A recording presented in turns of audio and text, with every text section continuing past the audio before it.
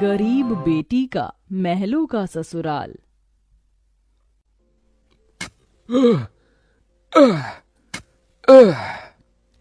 तपती धूप में वह गरीब किसान खेतों में फावड़ा चला रहा था। उसके माथे से तर तर पसीना बहे जा रहा था। तभी गंगा गमछा उठाकर पिता का पसीना पोंछती है। बाबा, आपके माथे से कितना पसीना बह रहा है, आप थक भी गए हैं, थोड़ी देर आराम कर लो, फावड़ा मुझे दो। गंगा को खेत में फावड़ा चलाते देख सेवक राम की आंख भर आती है। मेरी गरीब बेटी के जिन हाथों में मेहंदी लगनी थी, उन्हीं नाजुक हाथों से मेरी गंगा सख्त फावड़ा चला रही है। तू एक गरीब की बेटी को ही ऐसा भाग्य देकर क्यों भेजता है भगवान? एक गरीब के जीवन की सबसे बड़ी दुविधा बेटी को ब्याहना होता है। ये कहानी है ऐसे ही किसान सेवक राम की, जो बड़ा गरीब है। उसकी दो बेटी गंगा और अंजू हैं। यूं तो सेवक राम ने गंगा के लिए कई रिश्ते ढूंढे, मगर भला एक गरीब की बेटी का हाथ कौन थामना चाहता है। किसी तरह से उनका जीवन कट रहा था। सेवक राम, उसकी बूढ़ी पत्नी जानकी और दोनों बेटी सारा दिन तपती धूप में खेत में काम करते रहे। शाम को खेत का मालिक ब्रिज वहां आया। अरे ओ सेवक राम, सारा खेत जोत दिया? जी ब्रिज बाबू, खेत भी जोत दिया और बीज भी बो दिया। ये ले, तेरे परिवार की आज की दिहाड़ी 250 रुपए। ये क्या मालिक, आप पैसे तो कम दे रहे हैं। पहले मेरी अकेले की दिहाड़ी आप मुझे 200 रुपए देते थे, फिर घटाकर 100 रुपए कर दिया और फिर सीधे 70 रुपए कर दिया, और उसमें भी पूरे पैसे नहीं दे रहे हैं। मैं, मेरी दोनों बेटी और पत्नी को मिलाकर हम कुल 4 जन आज खेत में दिन भर जर मर कर खटे हैं। अरे 30 रुपए ही तो कम है, उसमें क्या तू खरीद लेगा? है एक एक रुपया भी मेहनत से कमाना पड़ता है मालिक। फिर ब्रिज बाकी के 30 रुपए भी सेवक राम को दे देता है, जिसके बाद वह अपनी मढ़ई में आ जाते हैं और गंगा सबको खाना बनाकर खिलाती है और एक फटे गुदरी पर पूरा परिवार जमीन पर लेट जाता है। मगर एक पिता होते हुए सेवक राम चिंता में सो भी नहीं पाता। वह रात भर आंसुओं से बिछौना भिगोता है। अजी, आप अभी तक जाग रहे हैं? जिसके घर में जवान बेटी ब्याहने को हो, वो कैसे सोए? जाने मेरी गरीब बेटी के भाग्य में क्या लिखा है। भगवान ने सभी के घर आंगन में भाग्य जाग रहे हैं, मगर मेरी मढ़ई के आंगन में मंडप कब बनेगा? अजी, तुम चिंता मत करो, भगवान ने कहीं न कहीं जोड़ी बनाई होगी। सेवक राम का यही दुख कम न था। अभी तो और भी कठिनाई आने को थी। अगले दिन जब चारों खेत में पहुंचे कि तभी। क्यों रे सेवक, कल तू 30 रुपए के लिए पाठ पढ़ा रहा था, अब क्या करेगा? क्योंकि ये सारी की सारी जमीन तो पृथ्वीराज जी ने खरीद ली। तभी अंजू ने गंगा से कहा, दीदी, अब हम क्या खाएंगे? खेत बोकर ही तो थोड़े बहुत पैसे मिलते थे। सेवक राम अपने परिवार को लेकर लौट आया। वह दिन रात चिंता में गलने लगा। ऐसे घर कैसे चलेगा प्रभु? कैसे होगी गंगा की शादी? और शादी नहीं हुई तो लोग मेरी गंगा को जाने क्या क्या नाम देंगे, क्या क्या ठहराएंगे जानकी। मैं काम ढूंढने जा रहा हूँ। बाबा, मैं भी आपके संग चलूंगी। दोनों काम ढूंढते एक बड़े से मिल में आए, जहां शिव नाम का एक नौजवान गरीब मजदूर भी काम कर रहा था। जहां मजदूर राशन की बोरी भरी मालगाड़ी खींच रहे। सेवक राम ने काम मांगा, दोनों को काम मिल गया। गंगा अपने पिता की बराबरी में काम करती। तपती धूप से अक्सर उसके पांव और हाथ में मालगाड़ी खींचने से छाले से पड़ जाते, तो वहीं घर आकर वह अपनी माँ का हाथ बटाती। आप ही अपनी चक्की पीसती, कड़ी धूप में सड़कों से गोबर बीन कर लाती, उपले बनाती। एक दिन मालगाड़ी खींचते वक्त शिव उसकी मदद करता है। काका, क्या मैं आप दोनों के साथ खाना खा सकता हूँ? बड़ी भूख लगी है और मैं खाना भी नहीं लाया। हाँ बेटा, आओ ना।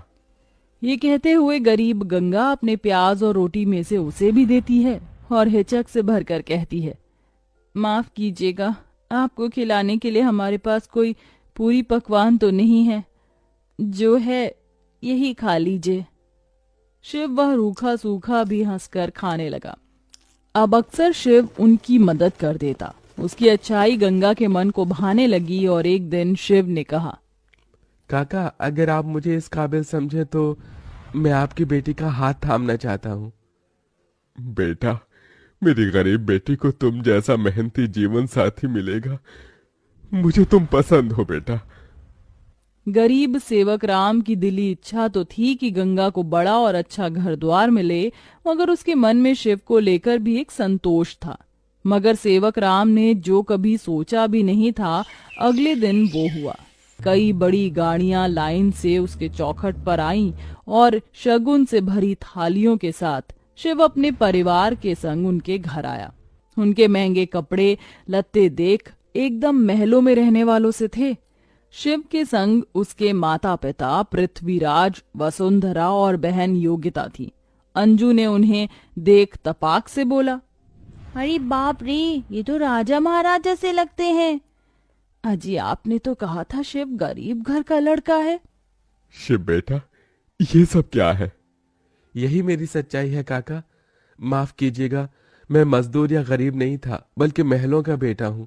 मगर मुझे एक ऐसा जीवन साथी की खोज थी जो मेरा धन दौलत देखकर मुझे न अपनाए। इसलिए मैं उसे ही ढूंढने के लिए ये जीवन जी रहा था। जिसने मुझे मेरी गरीबी के संग स्वीकारा वो गंगा थी। इसलिए मेरे महलों की दुल्हन गंगा होगी। गंगा बनोगी मेरे महलों की बहू और मेरे बेटे की दुल्हन?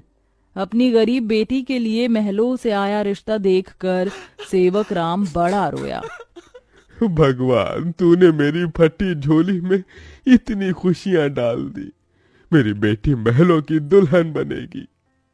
हर बाप चाहता है कि वो अपनी बेटी का हाथ जिसके हाथ में दे वो उसे रानी बनाकर रखे। अब मेरी बेटी सचमुच में महलों की रानी बनेगी। समझे जी, मंगनी कर ले। मगर इतनी छोटी सी मड़ई में सब कैसे होगा? ये तो टूटी फूटी है, आप लोगों के खड़े होने लायक भी नहीं है। मगर इस मड़ई में आप जितने दिलदार लोग रहते हैं तो ये महलों से बढ़कर है। इसके बाद सेवक राम के छोटे से मढ़ई में उसकी गरीब बेटी की मंगनी होती है, जहां और थोड़े दिन के बाद बड़े ही धूमधाम के साथ गंगा की शादी होती है, जहां वह मंडप में मन ही मन कहती है, हे गौरी मैया, आपका धन्यवाद जो आपने मुझको मनचाहा वर दिया। इसके बाद गंगा विदा होकर अपने महलों के ससुराल में आ जाती है, जो दुल्हन के जैसा सजा हुआ होता है, जहां कई नौकर चाकर शाही अंदाज में उसके स्वागत में खड़े थे। तभी महंगे से लहंगे में ननद योगिता ने कहा, आइए भाभी, आपके महलों के ससुराल में आपका स्वागत है। जैसे ही योगिता गाड़ी से उतरती है, तभी नौकर चाकर थाली में फूल लिए खड़े उसके स्वागत में फूल बिछाए जाते हैं। जहां कल तक उसके पांव को कांटों की चुभन मिली थी, आज वह महल की दुल्हन बनकर फूलों में बदल चुके थे। जहां महल के द्वार पर सास वसुंधरा ने स्वागत किया, आओ हमारे महलों की दुल्हन, तुम्हारा स्वागत है। इस सोने की कलश को अपने दाहिने पांव से गिराकर अंदर आ जाओ। जी माँ। गंगा ने कलश गिराकर स्वागत किया। तभी ससुराल वालों ने उसे अनेकों तोहफे दिए। गंगा बहू, ये हार पिछले कई पुश्तों से हमारे महल में चला आ रहा है, अब तुम इसकी हकदार हो। भाभी, ये तोहफा मेरी तरफ से और ये तोहफा मेरी ओर से बहू। गीता दे रही हूँ, मैं जानती हूँ तुम इस महल का मान बढ़ाओगी। गंगा ने गीता को माथे से लगाया और फिर सास ससुर का आशीर्वाद लिया। माँ जी, बाबूजी, मुझे आशीर्वाद दीजिए ताकि मैं इस महल का मान निभा सकूं। सदा सुहागन रहो, जुग जुग जीती रहो। फिर गंगा विदाई में दिए अपनी गठरी को संग लिए शिव के साथ कमरे में आ गई, जहां आलीशान बड़ा कमरा, ऐशो मखमल का बिछौना और सब कुछ था, जिसे उस गरीब दुल्हन की आंखें देखती रह गईं। कैसा लग रहा है महलों के ससुराल में आकर? खुशी से गंगा की आंखें भर आईं। उसने कहा, यकीन नहीं होता, भगवान ने एक बार में ही इतनी खुशी दे दी। शिव, सब एक सपने जैसा लग रहा है। अब यही तुम्हारी दुनिया है। उस रोज जमीन पर सोने वाली गंगा मखमल के बिछौने पर सोई। अगले दिन वह नहा धोकर नीचे आई, जहां खाने की शाही मेज लगी थी और इर्द गिर्द नौकर खड़े थे। बहू, बैठो, खाना खाओ। तभी नौकर ने गंगा को खाना परोसा। एक निवाला खाते ही गंगा को अपनी संघर्ष भरी जिंदगी और याद आ गई। उसकी आंखों से आंसू छलक गए। क्या हुआ गंगा बहू, खाना अच्छा नहीं बना? नहीं माँ जी, बहुत अच्छा बना है, बस ये सब खाने के तो एक गरीब की ख्वाहिश होती है। मैं बहुत खुश हूँ, बस चाहती हूँ कि हर लड़की को उसके सपनों का ससुराल मिले, जैसे मुझे मिला। थोड़े दिन में गंगा अपने महलों के ससुराल में सुखी से रहने लगी। किसी गरीब की बेटी को चुनकर हम भी ये पुण्य कमा सकते हैं।